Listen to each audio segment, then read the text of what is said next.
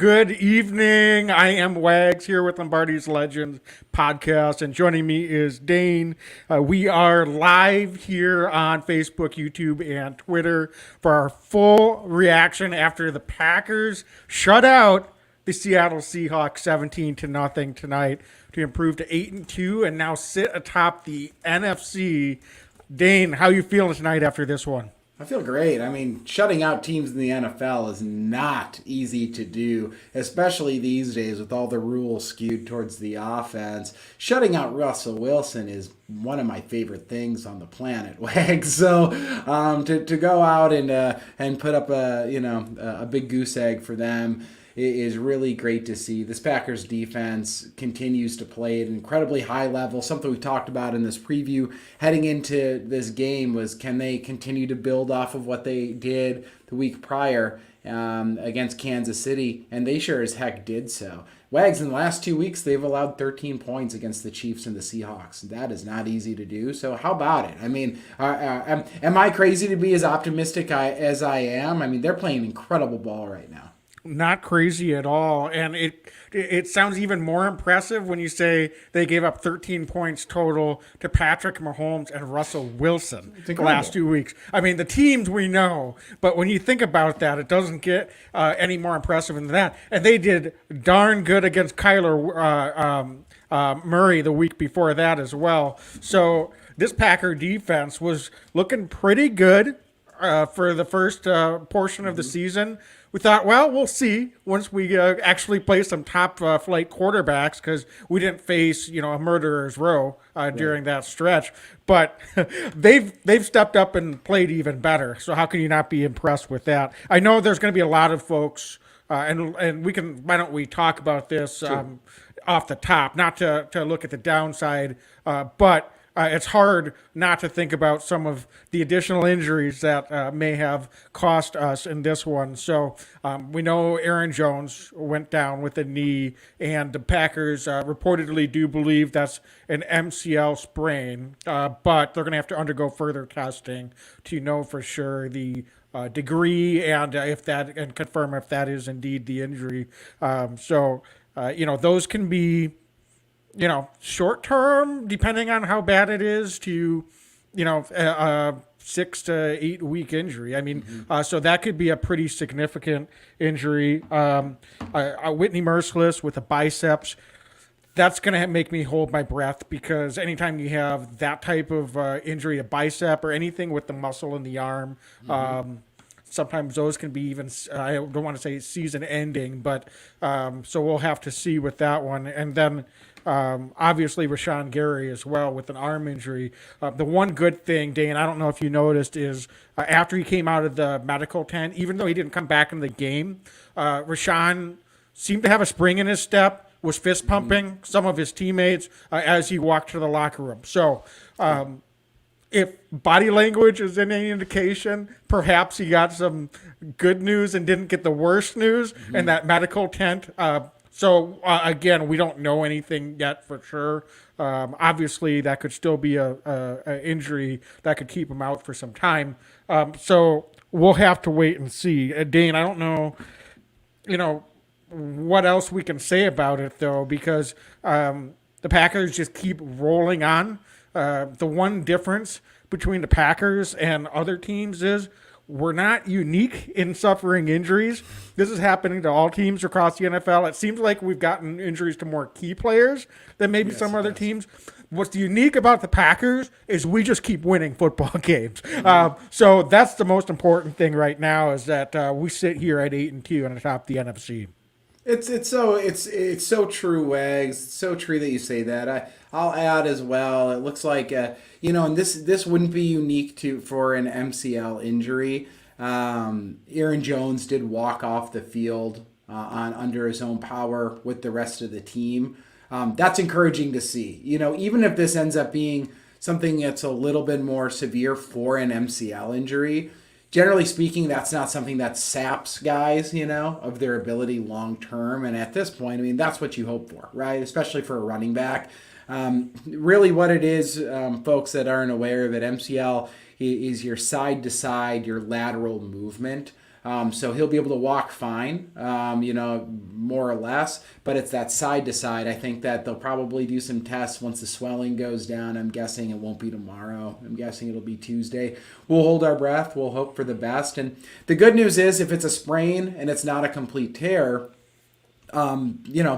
it's going to be a lesser injury. So we'll just see what happens there. But I didn't see the Rashawn Gary news, and that's something I'm really keeping an eye on because he's become the Packers' premier pass rusher, and you need to have good pass rushers. He's a big part of why this defense has been so good, Wag. So I'm just going to keep an eye on that. But overall, Wags, getting away maybe from the injuries here and just talking directly about what happened in this Seattle game. How did they keep Russell Wilson to a big goose egg? And I mean, it's not just Wilson, it's Tyler Lockett, it's DK Metcalf. I mean, they've got studs on this offense. It's not just Russell Wilson and a bunch of nobodies. They have two great wide receivers. And I mean that. Both of those guys have played at an incredibly high level in this league. So how do the Packers do that today? They were just draping them in coverage. I mean, really, you can sit here and talk about, Russell Wilson's coming off his injury. Maybe he didn't look quite as sharp as he normally does. I mean, he looked fine. He was throwing the ball all over the field. Was his accuracy there? Maybe not. But again, he looked fine. I'll tell you what, Dane. There was some pretty good throws that I thought Wilson made, and our DBs were running him down and making deflections, and they just weren't getting open, and we were winning those one-on-ones. And so, to me, it would be a tremendous disservice if the narrative coming out of this one is Russell was rusty, he wasn't in sync with his receivers. I didn't think that was an issue, and I think that's sometimes an easy route to go. This secondary group in particular just played a tremendous football game, to a man, every single one of them. Now I know that they got like Shannon Sullivan got dinged for a pass interference penalty, fine, but outside of that, there's really literally almost nothing you can complain about as far as how this secondary played that football game. And you said it. Those are two all-pro level wide receivers on the other side of the ball. That's not just, every week you're going against two quality receivers in this league. But that's another level. Like Seattle, legitimately, that combination – there's not a lot of teams in this league that have a better 1-2 than DK Metcalf and Tyler Lockett. And this Packers defense, man, that secondary is for real. This defense is for real. And we keep losing guys, but we just keep stepping up and making plays. And first shutout of Russell Wilson's career, and that's stunning. That's a stunning accomplishment, folks. I mean, think about it. The Packers, it's almost hard to get used to. It's sort of jarring, isn't it, Dane? Mm-hmm. That we could have been sitting here thinking, the offense wasn't very good, and we'll talk about the offense in a little bit. They closed well. But this was just a quality win. Like, you can win 35-30, and you can be like, that's great, the Packers look awesome. Or you can win 17-0. I would take the 17-0 every day of the week. So the fact that the defense is playing at this level, this is going to be something that, you can carry with you for the second half of this season and into the playoffs because this is the weather now. And so that's going to be a factor now, especially in Lambeau. So, the more wins we can get with this defense, and that's going to be something that's going to start. Things are starting to settle in here. We've got, it's crazy to think, though, Dane, isn't it, that we've only got 7 more games to go. It's unreal. So let me ask you this.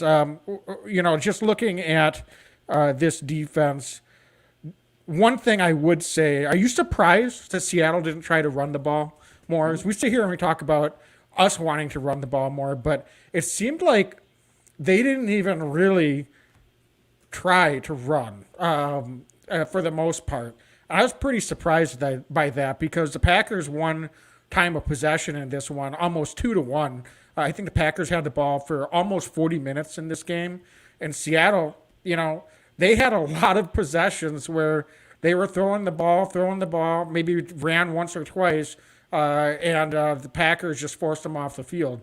So I was a little bit surprised by that. So I don't know if you were surprised, but in any event, it seemed like the Packers had their number because of that.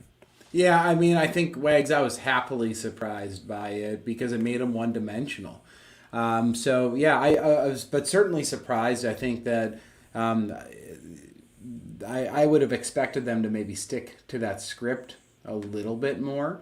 But they didn't, and the Packers took what the Seattle gave them. And I thought it really did allow for the Packers pass rushers to pin their ears back. The defensive line, I thought, played really good football. Again today, got a lot of pressure. They, I wouldn't say they didn't have a bunch of standout sacks, but they got a lot of, I thought, really good pressures.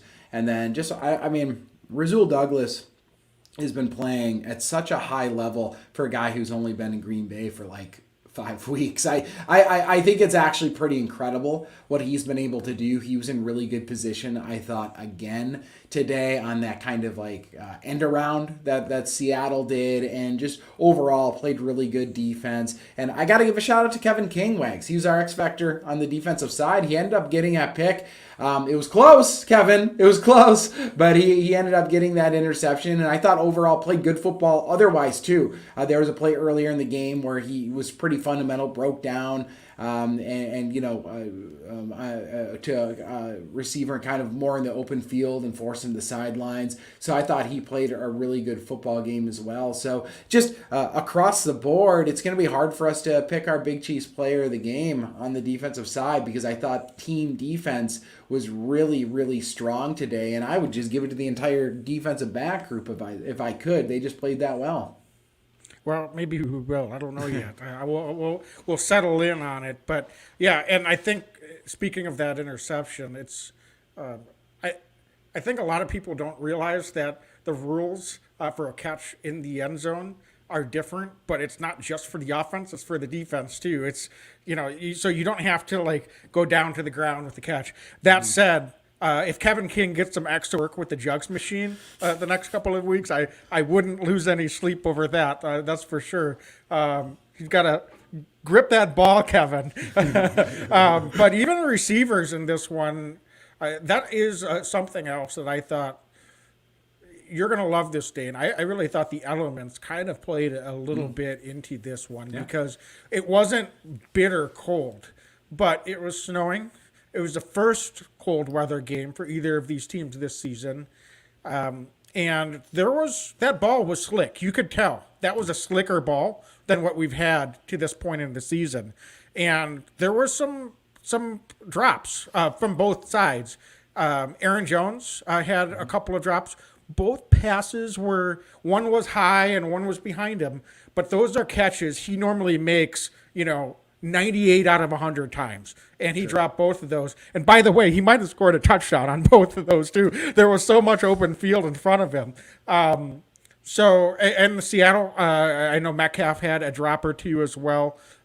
So taking nothing away from the defensive performance for the Packers, but I think that helps defense actually, and that's just part of playing football at this time of the season. Is it makes it harder for the offensive teams to execute and to make those catches and to make the plays that they normally do. So Dane, that's a topic I know you love to talk about, particularly when we have our Packer guest come on and we say, how does that cold weather affect you? Like, today, I really felt like that was a factor, didn't you?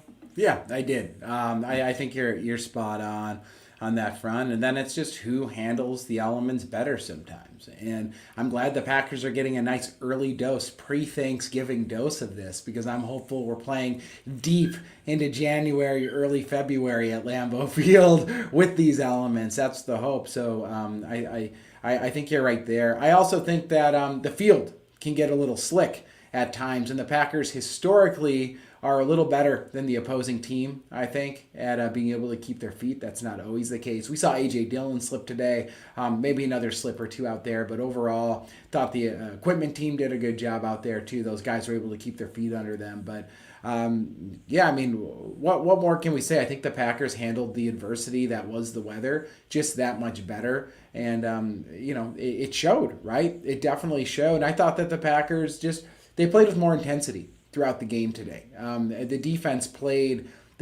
is just really good defenses, Wags, I think, feed off of good wins. And this is a defense or good losses, like Kansas City was, dare I say. But they just are feeding off each other right now. And you can tell there's a lot of trust on that side of the ball. I think these guys trust that that the guys next to them are going to be in the right position and make a play on the ball, make a play, make a good read, get rush on the passer, basically just do their jobs. And I just can't tell you how excited I am to be sitting here talking about how great the Packers defense is. It's something that we haven't always been able to do, but this year they've just been phenomenal. Yeah. So, and I'm just looking here. They did get a little bit of an update on Rashawn Gary. It's an elbow injury by all indications, but still no word, the significance or severity of it. So, so I guess we're just it's gonna be a wait and see, hold our breath, and just hope for the best on those injuries. All three of them, none of them were the types that you're thinking is going to be no big deal, unfortunately. Right. So we'll just have to wait and see. Dane, I think that there's not a whole lot else to say. No, not when Seattle doesn't do anything all day. The Packers smother them, right? It's great. Yeah, exactly. Just kind of looking around the league, too. Again, we said it at the top, but Cardinals got blown out today by Carolina. Thursday night, the Ravens lost to the Dolphins. There's just some crazy results when you look around the league. And the Buccaneers lost to Washington. It's wild stuff. So in any event, just get wins. And let's talk a little bit about the offense. But before we do, let's take a quick break to talk about our sponsor. DraftKings Sportsbook is the official sports betting partner of the NFL. So Thanksgiving's coming up. DraftKings, just like all of us, wants to be thankful for family food and free bets. So they have a new offer heading into Thanksgiving that you don't want to miss. Bet $1 on any Thanksgiving NFL game and win $100 in free bets if either team scores a point. That's an offer for new DraftKings members. So go ahead and sign up for that today with our sponsor code TPPN. Dane, you weekly update. Your wife Andrea has been doing the daily fantasy on DraftKings. How did her week go this week? Did any of her picks go well? Well, so I'm sitting on the couch today with her, of course, watching the football game, per the usual. And, fourth quarter, nothing's really getting going for the Packer offense. Then all of a sudden, A.J. Dillon, gets in that end zone. And she kind of giggles, and I'm like, what's the deal here? Like, yeah, we're stoked, of course, Packers, right? And she's like, kind of whispers, I had the quad father. And then dude gets in again. So I think that she picked the right Packer yet again this week. A.J. Dillon, obviously had a monster game. And it's all, thank you, DraftKings Sportsbook, right? She put in that promo code TPPN, like something she never had, this app, until this promotional code came by. And she's had better weeks. More good weeks than bad weeks, we'll put it that way. So it's looking promising so far. I think she's waiting on the Sunday night game at this point. All right, so there you have it. Download the DraftKings Sportsbook app now. Use promo code TPPN. Bet just $1 on any Thanksgiving NFL game and win $100 in free bets if either team scores a point. That's promo code TPPN this Thanksgiving at DraftKings Sportsbook, an official sports betting partner of the NFL. Must be 21 or older, New Jersey, Indiana, or Pennsylvania only. New customers only. Restrictions apply. See DraftKings.com/sportsbook for details. Gambling problem? Call 1-800 gamblers. So, Dane, I'm going to turn it over to you for a moment. Offensively, it didn't look great. Let's just put it that way for a lot of this game. What do you think was the main cause of that? I mean, we'll talk about the success we had in the fourth quarter in a minute, but any concern, or what do you think was the biggest issue with the offense? They looked out of sorts, didn't they? I mean, I thought they just looked a little bit out of sorts offensively. Didn't really seem to have an identity today on the offensive side of the ball, at least until the fourth quarter. I thought Rodgers didn't really he was uncharacteristic, I thought, in some of his decision making. Obviously, that interception in the end zone being the one that is probably the most jarring, because, I mean, Wags, I can count on my one hand in his career those kinds of decisions. So I was a little surprised by that, because that's just not how he balls, right? But, they tried to get, I thought, Adams going as much as they could. I thought Rodgers was just a little off today. Not necessarily a huge surprise after not being able to practice for the entire week. Kind of thought that maybe the timing would be a little off there. Couple drops. Rodgers put one on a dime to Lazard that he wasn't able to squeeze one of those. You mentioned that Aaron Jones had a couple drops there as well. So, just overall didn't seem to be totally in sorts today. DeGuara got chewed out by Rodgers there early. I think that was still in the first half. So, they just weren't clicking on all cylinders. I thought Royce Newman at guard had another pretty tough day, to be totally candid with you. Not incredibly helpful there. So, I think better days are ahead. I really do. MVS, it was nice to see him get that nice catch early, but then didn't really make much of an impact later in the game. So it just, it's one of those days where I would have liked to have seen a little bit more offensive production. It didn't happen, but also I can kind of point to why, especially with kind of the Rodgers situation. They did enough to get it done. It was nice to see them put it together in the fourth quarter. I would like to see them run the ball a little bit more consistently. I think A.J. Dillon's the kind of guy that if you feed him, he's going to continue to play, and he might get better as the game wears on. He just has the feel of that kind of guy, and I would like to put that hypothesis to the test one of these weeks, Wags. But until then, I'll just keep beating the drum. I'd like to run the ball just a little bit more. Yeah, I think one thing that I was surprised about is the amount they were throwing the ball in the first half. I mean, say what you will. Rodgers, it wasn't his sharpest game. I didn't think he was terrible. Aside that, you're right, though, that interception was puzzling, because it's not the fact that he threw the interception. It was the decision. That's a throw you just don't normally see him make. It reminded me a little bit of the interception that he threw in late in the third quarter, I believe, in week 1 against the Saints when they were down in the red zone. And it's almost like it was a frustration thing. But Rodgers he just doesn't do those types of things normally. So it's just surprising to me too that we've seen a couple of those throws this season, and you have to think that he was just like, we need to get in the end zone. But you're right. Normally he just throws that ball away, and we just get out of that possession, put some points on the board. As frustrating as that would have been to have to kick a field goal again there, that's what you have to do in that situation. So, but 23 pass attempts in the first half. Against just 11 total carries combined for Dillon and Aaron Jones. That's what we were talking a little bit about at halftime. And coming into the game in our preview, we thought that regardless of whether it was Rodgers or Love this week, we would be running the ball a little bit more. Yeah. So I was really surprised that the Packers came out throwing as much as they did in the first half.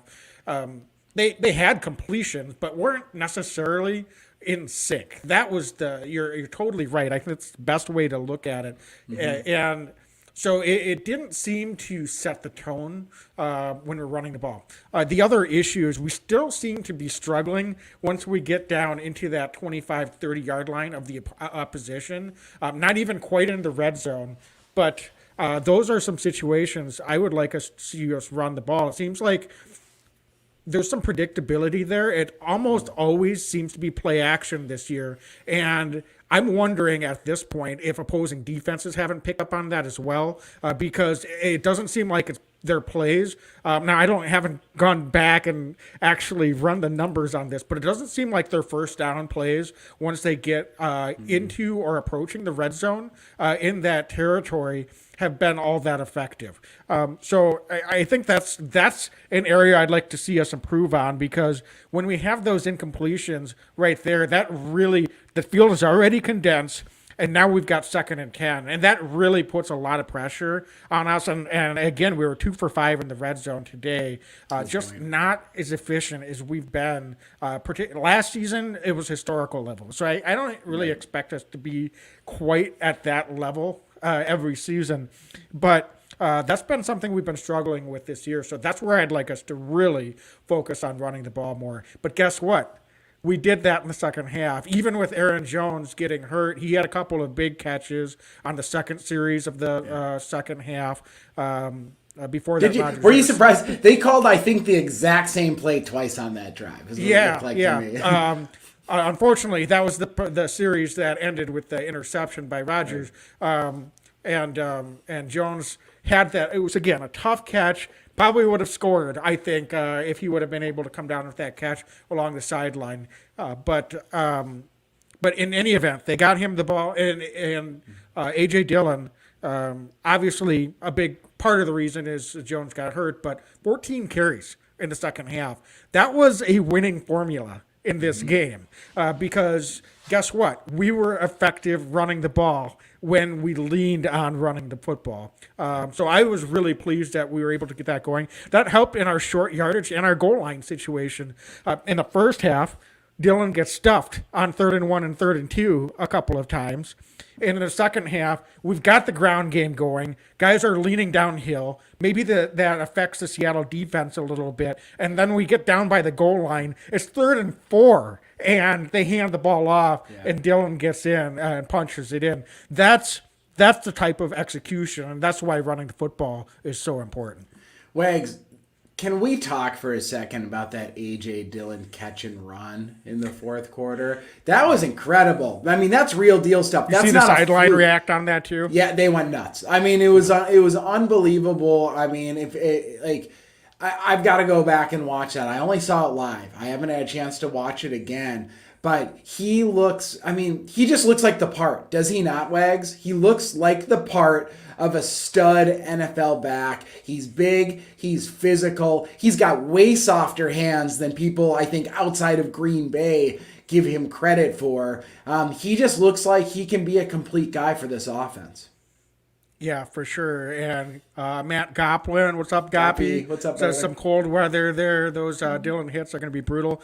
Totally agree. I don't think that's the other thing here. I don't think any defensive players for the other team are excited about seeing A.J. Dillon run the ball 20, 25 times. No. And that's the hard thing we talked about coming into this game is we want to give Aaron Jones his full complement of touches. We want him to actually get more than what he had been getting. And now with the injury, that's, we'll have to see. But we also feel A.J. Dillon should be getting more carries the way he's been playing. And it's a good problem to have.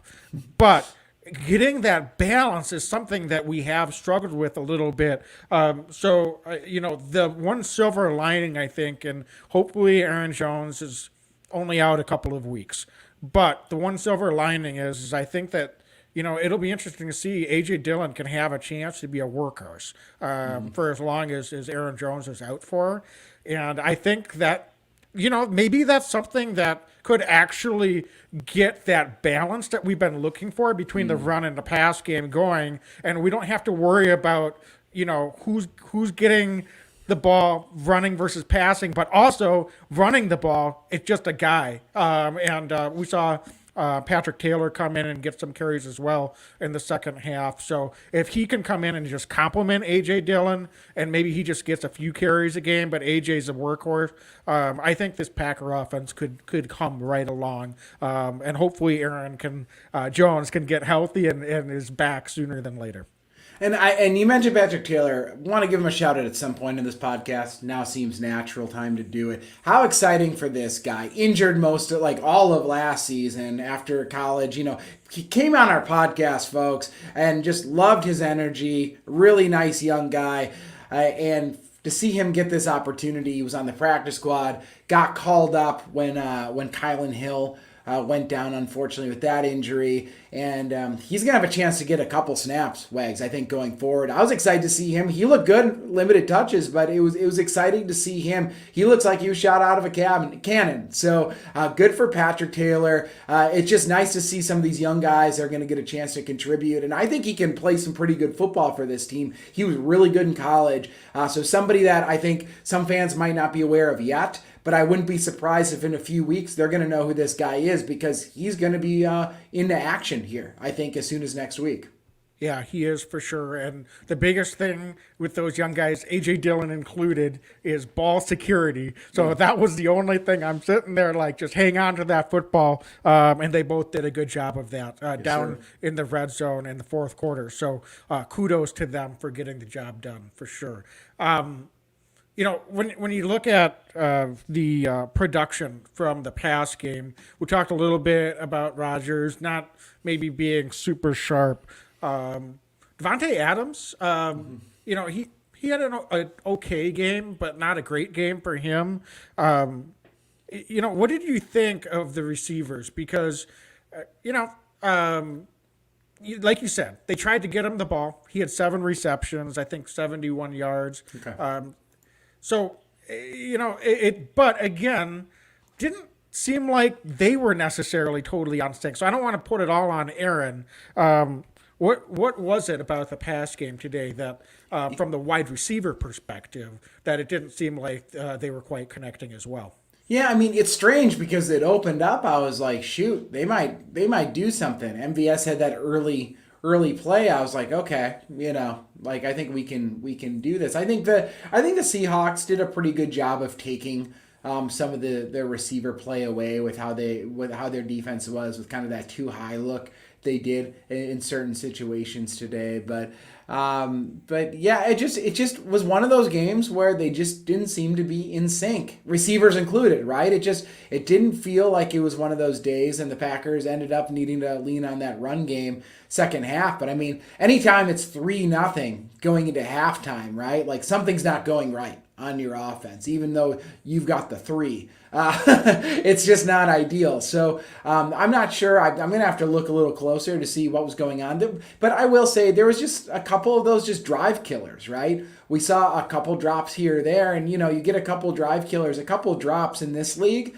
It's going to be hard to come back from that. And I feel like it was just some of that was going on. There was a little bit of miscommunication as well. Mentioned the DeGuara, but you could tell a couple other times they just weren't quite in sync with where Rodgers was hoping that they were going to be. And it was just one of those days at the office where they just weren't vibing off each other. And I don't expect that to linger. I really don't.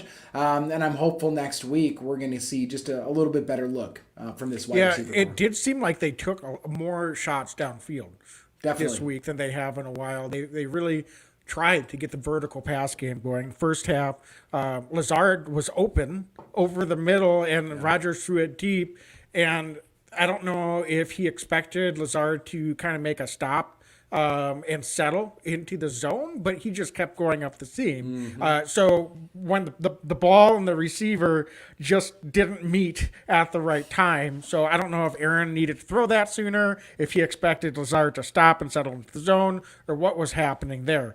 He overthrew MVS on another one down the sideline. Wasn't really open on that play, but that didn't connect. And so we tried some plays there. So I'm kind of laughing at the chat we've got going on. I'm here, seeing by the this way. too. So for folks that are listening, there's some chatter here.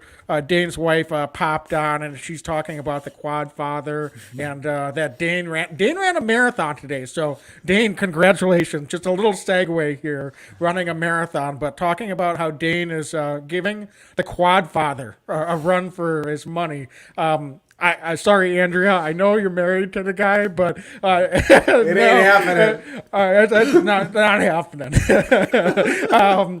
But anyway, no, seriously, kudos for that. That's awesome. But what I guess I'm saying is that I think it's important that even though they weren't successful trying to test the Seattle defense vertically for the most part.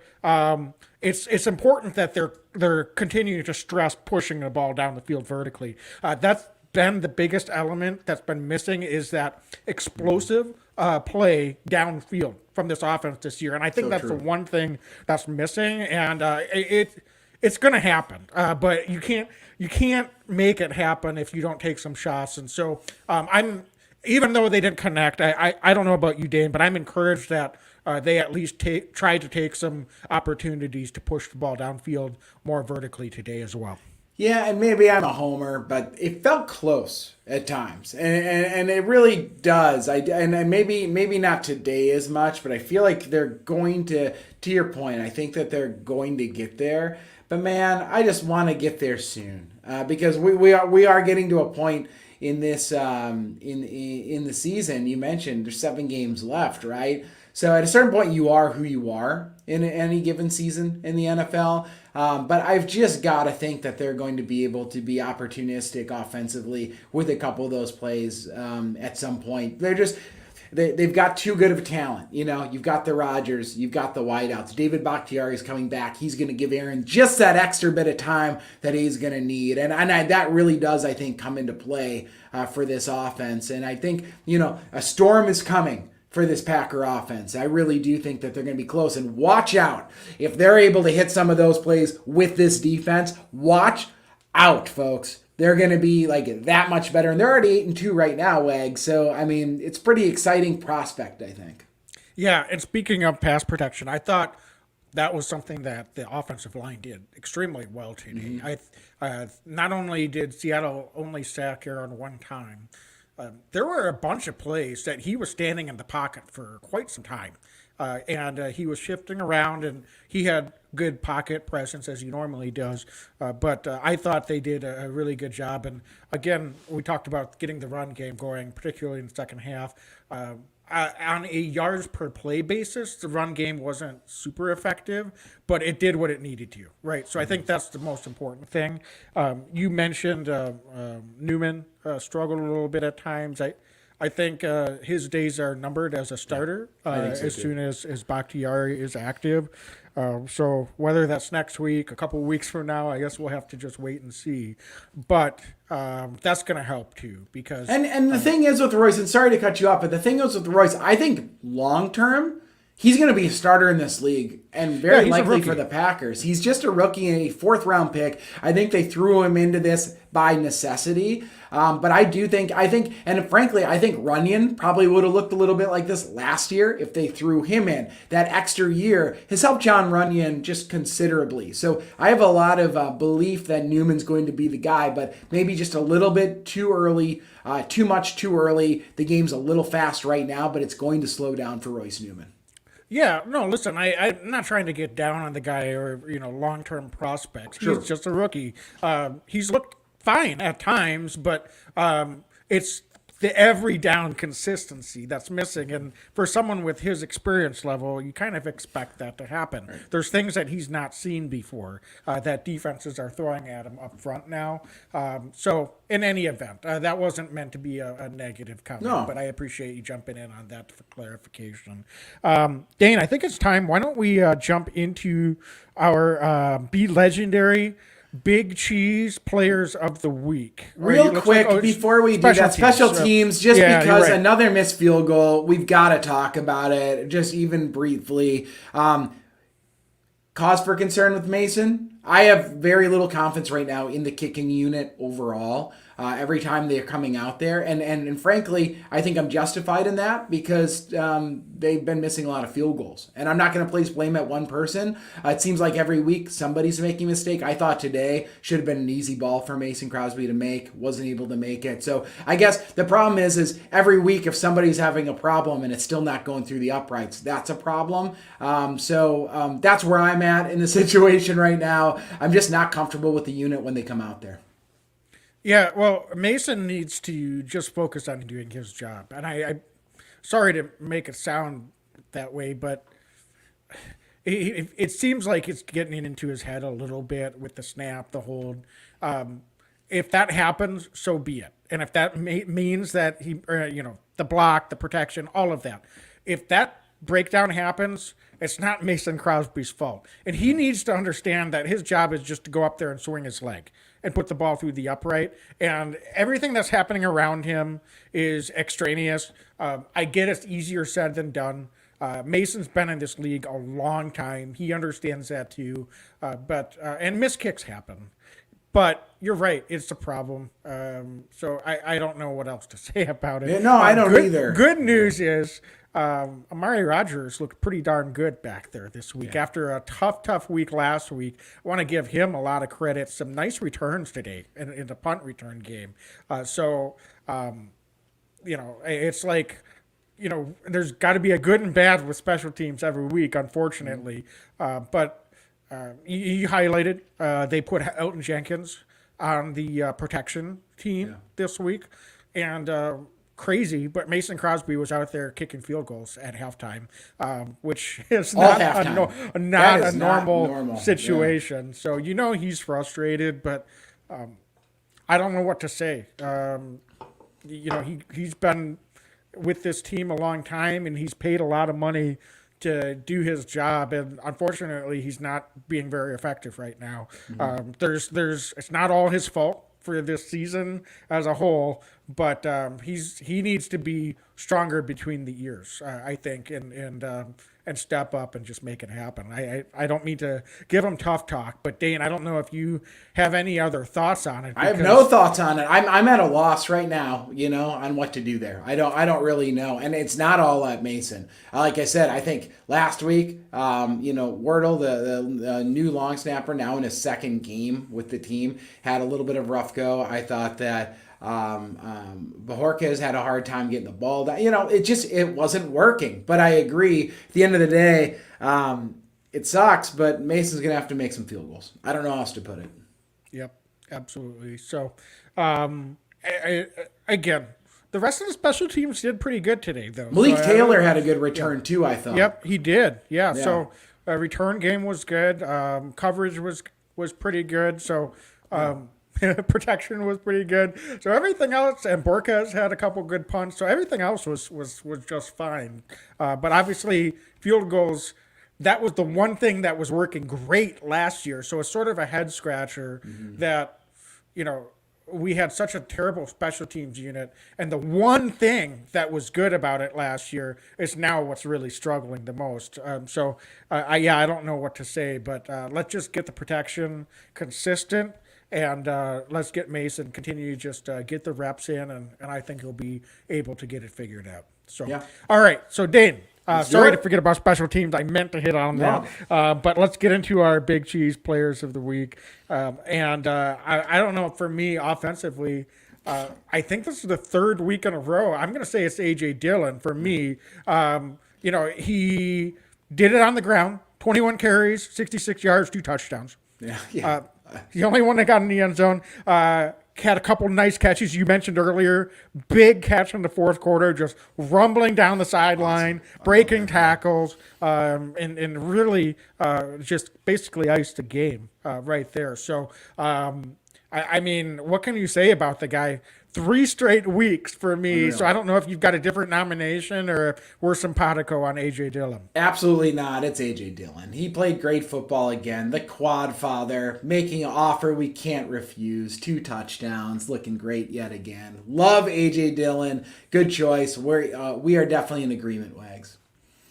Yep, absolutely. So, Dane, defensively, it gets a little bit harder. So I'm going to let you lead off on this one. You threw some names out earlier, maybe a whole unit. So I'm curious to see which direction you go.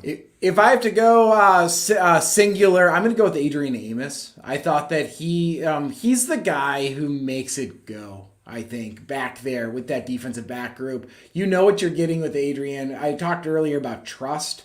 I think these DBs trust him implicitly. He is a guy who's in the right position all the time. He had an interception, could have had another one. but just looks so good back there. And it always is in good position, allows for people like Savage to fly around and do what they do, because you just know that Amos is going to be at the right spot at the right time. I think we can name a ton of guys, because it was such a great group effort by this defense overall to limit Russell Wilson. But today I'm just going to go with Adrian Amos. He's a stud on the back end. He's a leader of this defense. Why not Adrian Amos? I agree, and I'm just going to go with you on that one. Not only the interception, but actually had 3 pass breakups. Awesome. That interception was a thing of beauty. That is not an easy catch to make. Tracking the ball, just snags it with 2 hands. A lot of receivers don't make that catch. Plus, he's not running under the ball. He actually is going, horizontally towards the football while the receiver is coming from a different direction and snags it. And getting his feet down, knowing where he is on the field. Great catch. Should have had a second interception. Darnell Savage played defense on both him and the receiver to knock the ball loose. He almost had another interception right at the very end of the game, and had some nice tackles out there as well. So I agree. Shout out to our edge rushers today, though. Yeah. Merciless, Gary, and Preston Smith all got a sack today. And I thought that 5 quarterback pressures or hits as well between the 3 of them. So obviously concern with Merciless and Gary getting hurt, but I thought that made a big difference, particularly a couple of possessions that it looked like Seattle was getting into the Green Bay side of the field, and on 3rd down, a couple of those sacks, both Merciless and Gary's sacks, knocked him out of position, and they ended up having to punt the ball away. So those were, I think, some big plays. And then, of course, you got to give a big shout out to Kevin King as well. He made the catch. It counted. That's all that matters. And I thought he was really good in coverage today. Sound tackles. So 2 straight really, really solid performances in a row for Kevin King. So that's been, and Rasul Douglas. You can go on and on down the line. These guys all balled, but I think Adrian Amos is definitely deserving of the big cheese of the week for the defense. Yeah, I mean, that's the thing, and that's great defense. That's how it goes, right? Is you've got a stud, might have a big week, but thing is with this defense, Wags, week to week, it could be a different guy every single week, and that means that they're playing really good football. I agree, Kevin King definitely gets like an honorable mention. We do a little Dairyland Dominator performers. I thought that he, definitely is deserving of that, and the edge rushers were awesome as well. Special teams. Anybody on special teams that sticks out to you this week for Big Cheese? Yeah, I mean, honestly, I said Amari Rodgers. It wasn't just one. He had 2 really nice punt returns. So I'm going to go ahead and nominate him. I think that's definitely deserving to get a big cheese. It's not an easy job. He fielded the ball cleanly, even when he didn't have the returns. So I'm going to give him a shout out. It's been kind of a tough year in the return role for Amari Rodgers overall, but he had the nice return after having some struggles last week. His last punt return last week, he bounced back, and so I just want to, that shows a great response by him to struggle, bounce back, have a nice return before the end of that last game, and then this week he had a couple of nice returns and just really did his job well back there. So I want to give him a shout out, and I think that's deserving. But Dane, I don't know if you agree with that or if you had some. Yeah, he deserves it. Remember a few years ago, now I'm dating myself, when folks wanted the Packers to cut Davonte Adams after his second year. Give these guys a little bit of breathing room to be great. I agree. Such a big part of the football in particular is there's a mental toughness aspect to that. It is not easy to, be publicly told by the head coach that I wanted to get this guy pulled and his special teams coach wanted to keep him in. For Amari to come back and bounce back says so much, I think, about his character and about his competitive nature. So, and you've got to produce in this league. And for him to be able to do that, really good for him. Really exciting to see there. Also want to give a quick shout out just to Tyler Davis, Packer tight end. I believe his first catch, maybe in the NFL, definitely with the Packers. Just kind of cool to see. He's a guy who came in Hasn't been with the team the entire year, but he's been here now for a number of weeks. Just exciting to see him get worked in a little bit as well. Offensively, he's been out there on special teams a lot, but looks like they're going to be working him in, especially with Dominic Daphne being down today with that injury, for him to get in there and pinch duty. I always like seeing the young guys contribute a little bit, so kudos to Tyler Davis for making that play. Yeah, for sure. So, Dane, any other closing thoughts? Otherwise, I think we're ready to wrap up on this one. Wags, we're 8-2, man. We're 8-2. I can't believe the season's near. Like, we're getting down the stretch now, but couldn't be more excited for this team, for this unit. I like the makeup of this team, and I mean, said it at the top, I'll say it again. I'm giddy tonight. 17-0. The Packers shut out the Seattle Seahawks. How good is that?